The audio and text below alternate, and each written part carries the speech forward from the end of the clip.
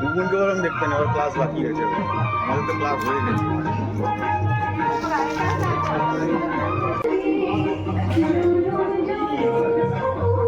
পিছন দিকে পানটা ফেলে দিবে, পানটা খুলে দিতে হবে।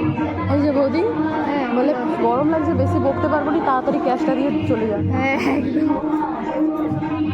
ওদিকটা ভালো করে ধরো, সামনের দিকে ঘুরাও, ওদিকটা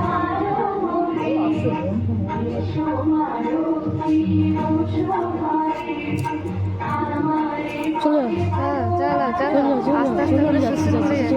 চলো চলো চলো চলো। এখনো অনেক কাজ ও